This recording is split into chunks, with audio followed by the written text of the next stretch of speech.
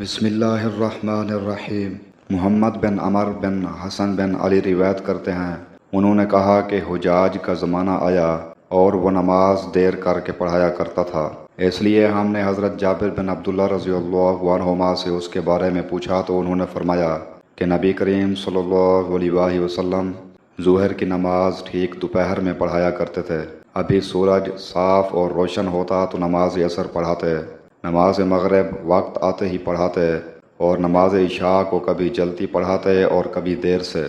جب دیکھتے کہ لوگ جمع ہو گئے ہیں تو جلدی پڑھا دیتے، اور اگر لوگ جلدی جمع نہ ہوتے تو نماز میں دیر کرتے اور لوگوں کا انتظار کرتے۔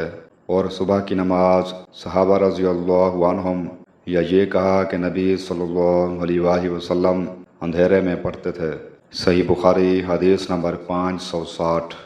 محمد بن عمر سے روایت ہے جو حسن بن علی بن ابی طالب کے بیٹے ہیں، فرمایا کہ ہم نے جابر بن عبداللہ رضی اللہ عنہما سے نبی صلی اللہ علیہ وآلہ وسلم کی نماز کے بارے میں دریافت کیا تو آپ نے فرمایا کہ آپ نماز ظہر دوپہر میں پڑھتے تھے، اور جب نماز عصر پڑھتے تو سورج صاف اور روشن ہوتا، مغرب کی نماز واجب ہوتے ہی ادا فرماتے، اور عشاء میں اگر لوگ جلدی جمع ہو جاتے تو جلدی پڑھ لیتے، اور اگر آنے والوں کی تعداد کم ہوتی تو دیر کرتے، اور صبح کی نماز منہ اندھیرے میں پڑھا کرتے تھے۔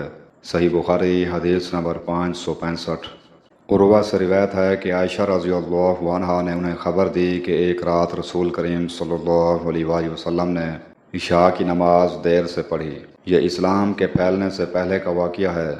آپ صلی اللہ علیہ وآلہ وسلم اس وقت تک باہر تشریف نہیں لائے جب تک حضرت عمر رضی اللہ عنہ نے یہ نہ فرمایا کہ عورتیں اور بچے سو گئے۔ پس آپ صلی اللہ علیہ وآلہ وسلم تشریف لائے اور فرمایا کہ تمہارے علاوہ دنیا میں کوئی بھی انسان اس نماز کا انتظار نہیں کرتا۔ صحیح بخاری حدیث نمبر 566۔ عبداللہ بن عمر رضی اللہ عنہما نے خبر دی کہ ایک رات نبی صلی اللہ علیہ وآلہ وسلم نے ہمیں عشاء کی نماز پڑھائی، یہی جسے لوگ آتما کہتے ہیں۔ پھر ہمیں خطاب کرتے ہوئے فرمایا کہ تم اس رات کو یاد رکھنا، آج جو لوگ زندہ ہیں 100 سال کے گزرنے تک روئے زمین پر ان میں سے کوئی بھی باقی نہیں رہے گا۔ صحیح بخاری حدیث نمبر 564۔